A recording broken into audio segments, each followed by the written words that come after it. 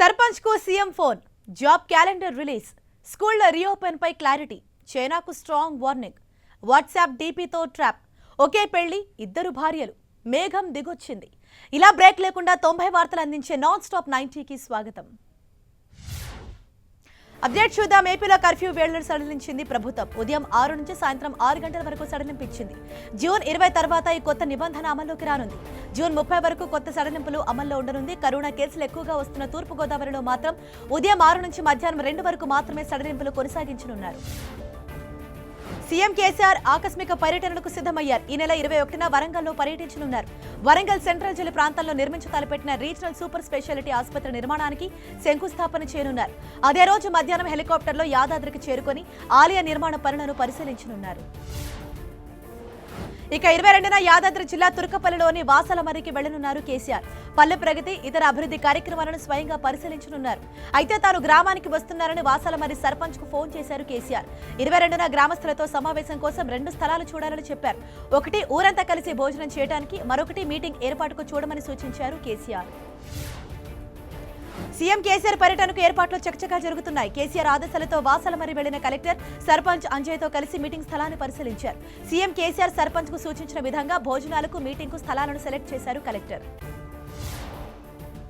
మంత్రి కేటీఆర్ ని వేములవాడ స్థానిక సంస్థల ప్రజా ప్రతినిధులు కలిశారు. కథలాపూర్ మండలంలో ఫుడ్ ప్రాసెసింగ్ జోన్ ఏర్పాటు చేయాలని మంత్రిని కోరారు ఎమ్మెల్యే చెన్నమనేని రమేష్. అందుకు మంత్రి కేటీఆర్ సానుకూలంగా స్పందించినట్లు తెలిపారు ఆయన. మాజీ మంత్రి ఈటెలపై మంత్రి గంగుల ఫైర్ అయ్యారు. కేసీఆర్ అహంకారానికి హుజరాబాద్ ప్రజలు గేరీ కట్టబోతున్నారని ఈటెల అనటంపై మండిపడ్డారు. ప్రజా సంక్షేమ పథకాలు అమలు చేస్తున్నందుక కేసీఆర్ కు గేరీ కడతానంటున్నావంటూ ఆగ్రహం వ్యక్తం చేశారు. ఇంతకుముందు కనీసం బీజేపీ ముఖం చూసి ఓట్లైనా పడేవని, కేసీఆర్ పై వ్యాఖ్యల తర్వాత ప్రజలంతా ఈటెలపై ఆగ్రహంతో ఉన్నారన్నారు గంగుల. జమున హ్యాచరీస్ వివాదంపై విచారణను తెలంగాణ హైకోర్టు వచ్చే నెల 12కు వాయిదా వేసింది. హ్యాచరీస్ పిటిషన్పై కౌంటర్ దాఖలు చేయడానికి ప్రభుత్వం సమయం కోరింది. తమకు నోటీసులు ఇవ్వకుండా అక్రమంగా తమ భూములను సర్వే చేయడంపై జమున హ్యాచరీస్ హైకోర్టును ఆశ్రయించింది. గత విచారణలో అచ్చంపేట భూములపై ఇచ్చిన నివేదిక చెల్లదని న్యాయస్థానం చెప్పింది. ప్రత్యేక హోదాపై ఏపీ సీఎం జగన్ కీలక వ్యాఖ్యలు చేశారు. గత ప్రభుత్వం కేంద్రంతో రాజీపడి ప్రత్యేక హోదాను మరిచిందన్నారు. ఏపీకి ప్రత్యేక హోదా ఇవ్వాలని తాము కోరుతూనే ఉన్నామని జగన్ చెప్పారు. ప్రస్తుతం కేంద్రంలో సంకీర్ణ ప్రభుత్వం లేదన్న జగన్ హోదా కోసం అడగటం తప్ప ఏమీ చేయలేకపోతున్నామన్నారు. గత ప్రభుత్వాల కంటే భిన్నంగా రాష్ట్రంలో ఉద్యోగాలు కల్పిస్తున్నామన్నారు ముఖ్యమంత్రి జగన్. ఇంటర్వ్యూ లేకుండా కేవలం మెరిట్ లిస్టు ప్రకారం జాబ్స్ ఇస్తామని చెప్పారు ఆయన. ప్రతి సంవత్సరం జాబ్ క్యాలెండర్ రిలీజ్ చేస్తామని తెలిపారు. ఉద్యోగాలు, నిరుద్యోగ భృతి ఇస్తామని చెప్పిన చంద్రబాబు ఏమీ ఇవ్వకుండా డ్రామాలు చేశారని ఆరోపించారు.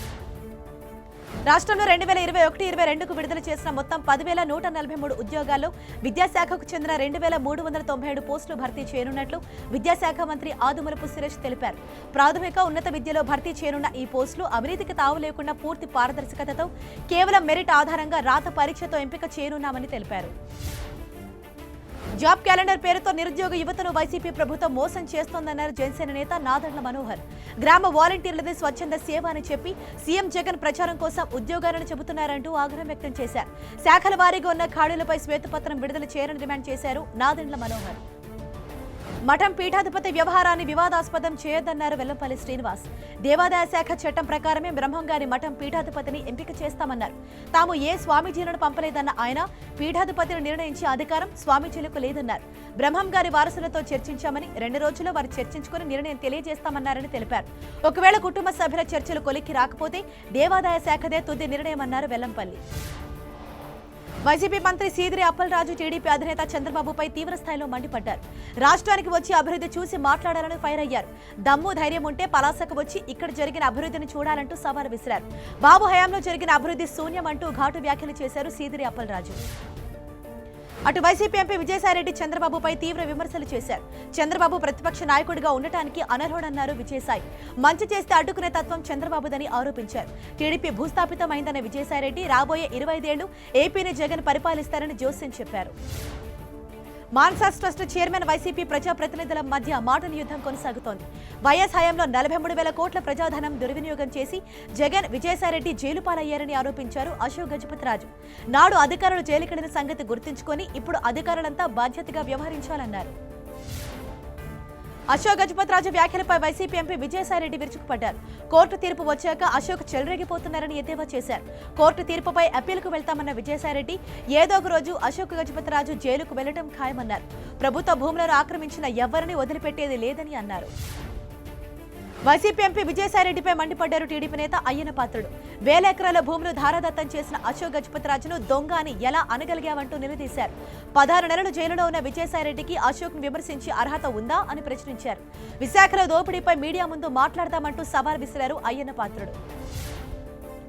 కర్నూలు జిల్లా పెసరవాయలో జరిగిన జంట హత్యలపై సీబీఐతో విచారణ జరిపించాలని డిమాండ్ చేశారు టీడీపీ నేత లోకేష్. హత్యకు గురైన నాగేశ్వరరెడ్డి, ప్రతాప్ రెడ్డి కుటుంబ సభ్యులను పరామర్శించిన లోకేష్ బాధితులను ఓదార్చారు. గ్రామాన్ని అభివృద్ధి చేసిన నాగేశ్వరరెడ్డి, ప్రతాప్ రెడ్డి ఫ్యాక్షన్ రాజకీయాలకు బలయ్యారని ఆవేదన వ్యక్తం చేశారు. లోకేష్ విమర్శలకు కౌంటర్ ఇచ్చారు వైసీపీ నేత కాట్సాని రాంభూపాల్ రెడ్డి. జగన్ ను విమర్శించే స్థాయి లోకేష్ కు లేదన్నారు ఆయన. ఇక ఈ జంట హత్యలకు తనకు ఏ సంబంధం లేదని, లోకేష్ కావాలని రెచ్చగొట్టారని చూస్తున్నారన్నారు. లోకేష్ కు ప్రజలే బుద్ధి చెబుతారని హెచ్చరించారు. ఏపీలో ఇవాళ 8 మంది ఎమ్మెల్సీలు రిటైర్ అయ్యారు. టీడీపీ నుంచి 7, వైసీపీ నుంచి 1 రిటైర్ అయ్యారు. దీంతో కౌన్సిల్లో స్థానిక సంస్థల కోటా కింద 11కు చేరాయి ఖాళీలు. పరిషత్ ఎన్నికలను హైకోర్టు రద్దు చేయడంతో స్థానిక సంస్థల కోటా ఎమ్మెల్సీ ఎన్నికల ప్రక్రియ ఆలస్యం కానుంది. మాజీ మంత్రి దేవినేని ఉమాపై కోవిడ్ కేసు నమోదైంది. కరోనా నిబంధనలు ఉల్లంఘించారంటూ కృష్ణా జిల్లా మైలవరం పోలీసులు కేసు నమోదు చేశారు. ఇళ్ల పట్టాల సమస్యలపై బాధితులతో మాట్లాడేందుకు ఈ నెల 16న నిర్వహించిన సమావేశంలో కరోనా నిబంధనలు పాటించలేదన్న ఫిర్యాదుపై కేసు రిజిస్టర్ చేశారు. రాజధాని రైతుల వార్షిక కౌలుపై హైకోర్టులో ఏపీ హైకోర్టులో విచారణ జరిగింది. రాజధాని రైతుల వార్షిక కౌలు చెల్లింపు అంశంపై రైతు ఆలూరు యుగంధర్ హైకోర్టును ఆశ్రయించారు. దీనిపై విచారించిన ధర్మాసనం ప్రతి సంవత్సరం కౌలు చెల్లింపులో ఎందుకు అలసత్వం వహిస్తున్నారంటూ ప్రభుత్వాన్ని ప్రశ్నించింది. 3 వారాల్లోగా కౌలు డబ్బులు రైతుల ఖాతాలో జమ చేయాలని ఆదేశించింది. ఏపీలో కొత్తగా 6,341 కేసులు నమోదు కాగా 57 మంది మృతి చెందారు. చిత్తూరు జిల్లాలో అత్యధికంగా 12 మంది కరోనాతో మరణించారు. రాష్ట్రంలో ప్రస్తుతం 67,629 యాక్టివ్ కేసులున్నాయని ఏపీ వైద్యారోగ్య శాఖ బులెటిన్ విడుదల చేసింది. ఏపీలో కరోనా కేసులు తగ్గుతున్నాయన్నారు వైద్యారోగ్య శాఖ ముఖ్య కార్యదర్శి అనిల్ సింఘాల్.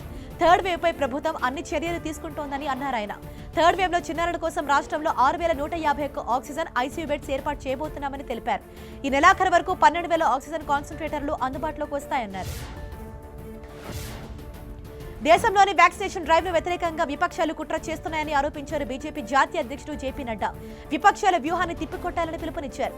పార్టీ ఎంపీలు ప్రశంసనీయమైన పోరాటం జరుపుతున్నామని చెప్పారు. వ్యాక్సిన్ వచ్చిన తర్వాత ప్రజలు కరోనా నిబంధనలు పాటించడంలో అలసత్వం ప్రదర్శిస్తూ మహమ్మారిని తేలికగా తీసుకుంటున్నారని అన్నారు కేంద్ర ఆరోగ్య శాఖ మంత్రి హర్షవర్ధన్. ప్రజలు కోవిడ్-19 ప్రోటోకాల్ను విధిగా పాటించాలని, మాస్కులు ధరిస్తూ భౌతిక దూరం నిబంధనలు పాటించాలని కోరారు. అన్లాక్ ప్రక్రియ ప్రారంభమైన ప్రతి ఒక్కరూ జాగ్రత్తగా ఉండాలని సూచించారు. కరోనా కట్టడికి ప్రజలు సత్వరమే వ్యాక్సిన్ వేయించుకోవాలని నీతి ఆయోగ్ సభ్యులు డాక్టర్ వికే పాల్ కోరారు. వ్యాక్సినేషన్ తర్వాత కరోనా చికిత్సకు ఆసుపత్రిలో చేరాల్సిన పరిస్థితి 75 నుంచి 80%. స్కూళ్లు ఎప్పుడు తెరుచుకుంటాయన్న ప్రశ్నకు కేంద్రం తరపున నీతి ఆయోగ్ సభ్యుడు వికే పాల్ సమాధానమిచ్చారు. స్కూళ్లలో పనిచేసే అధిక శాతం టీచర్లకు వ్యాక్సినేషన్ పూర్తయిన తర్వాతే ఓపెన్ చేయనున్నట్లు సంకేతాలిచ్చారు. అంతేకాదు, పిల్లలపై కోవిడ్ ప్రభావం ఎంతవరకు ఉంటుందన్న వివరాలు అందిన దేశంలోని వివిధ రాష్ట్రాలు, కేంద్రపాలిత ప్రాంతాలకు ఇప్పటివరకు 27.90 కోట్ల కోవిడ్ వ్యాక్సిన్ డోసులను సమకూర్చినట్లు కేంద్ర ప్రభుత్వం తెలిపింది. కేంద్రం పంపిన 27.90 కోట్ల వ్యాక్సిన్ డోసుల్లో వ్యర్థమైన వాటితో కలిపి రాష్ట్రాలు 25.32 కోట్ల డోసులను వినియోగించినట్లు వెల్లడైంది. వైద్యులపై పెరుగుతున్న దాడులను నిరసిస్తూ దేశవ్యాప్తంగా నిరసనకు దిగారు వైద్యులు. వైద్య సేవలకు ఆటంకం కలగకుండా నల్ల బ్యాడ్జీలు, నల్ల మాస్కులు ధరించి నిరసన తెలిపారు. వైద్యులపై దాడుల కట్టడికి కేంద్రం చర్యలు తీసుకోవాలని ఐఎంఏ డిమాండ్ చేస్తోంది. ముంబైలో నకిలీ వ్యాక్సిన్ దందా గుట్టురట్టయింది. మార్కెట్లో నకిలీ వ్యాక్సిన్లు అమ్ముతున్న ముఠాను పోలీసులు పట్టుకున్నారు. 4 నిందితులను అదుపులోకి తీసుకున్న పోలీసులు వారి వద్ద నుంచి భారీగా నకిలీ వ్యాక్సిన్లను స్వాధీనం చేసుకున్నారు. చైనాకు రాష్ట్రంలో జరుగుతున్న పరిణామాలపై సీఎం యడియూరప్ప స్పందించారు. రాష్ట్రంలో రాజకీయం సందిగ్ధానికి తావులేదని, ఎలాంటి సంకోచాలు లేవని తేల్చి చెప్పారు. ఎవరో ఒకరిద్దరు ఎమ్మెల్యేలు మీడియాతో మాట్లాడారని, అదే హైలైట్ అయి కూర్చుందని తేలిగ్గా కొట్టిపారేశారు. నందిగ్రామ్ ఫలితంపై సీఎం మమతా బెనర్జీ వేసిన పిటిషన్పై విచారణను వచ్చే గురువారానికి వాయిదా వేసింది పశ్చిమ బెంగాల్ హైకోర్టు. నందిగ్రామ్లో స్వల్ప ఓట్ల తేడాతో మమతా ఓటమి పాలయ్యారు. ఫలితంపై అనుమానం వ్యక్తం చేస్తూ కోర్టును ఆశ్రయించారు. బీజేపీ టికెట్పై గెలిచి తాజాగా టీఎంసీలో చేరిన ముకుల్ రాయ్ను శాసనసభ సభ్యత్వానికి అనర్హుడిగా ప్రకటించాలని పశ్చిమ బెంగాల్ అసెంబ్లీ ప్రతిపక్ష నేత సువేందు అధికారి అన్నారు. ఈ విషయమై స్పీకర్ బిమాన్ బెనర్జీకి సువేందు పిటిషన్ పంపించారు. ట్విట్టర్ ఇండియా ప్రతినిధులు, కేంద్ర ఐటీ శాఖకు చెందిన ఉన్నతాధికారులు పార్లమెంటరీ స్థాయి సంఘం ముందు హాజరయ్యారు. పౌరుల హక్కులకు భద్రత, ఆన్లైన్ వార్తా సంస్థల వేదికల దుర్వినియోగంపై పార్లమెంటరీ కమిటీ విచారణ జరిపింది. ట్విట్టర్ భారత ఎండీ మనీషా మహేశ్వరికి యూపీ పోలీసులు నోటీసులు జారీ చేశారు. మత విద్వేషాలు రెచ్చగొట్టేందుకు కొంతమంది ట్విట్టర్ను ఉపయోగించుకున్నారని, దీనిపై వారం రోజుల్లో వివరణ ఇవ్వాలని ఆదేశించారు. నిర్మల్ జిల్లా బాసరలోని ఆర్జీయూకేటీ సీట్లను పాలసీ ద్వారా భర్తీ చేయాలని రాష్ట్ర ప్రభుత్వం నిర్ణయించింది.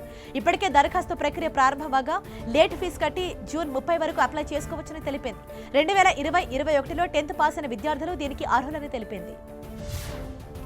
విశాఖ వైసీపీ కార్యాలయంలో ఫ్రంట్ లైన్ వర్కర్లకు ఆనందయ్య మందును పంపిణీ చేశారు ఎంపీ విజయసాయిరెడ్డి. ఆనందయ్య మందుల వల్ల ఎలాంటి ఇబ్బంది లేదని తేలిందన్నారు.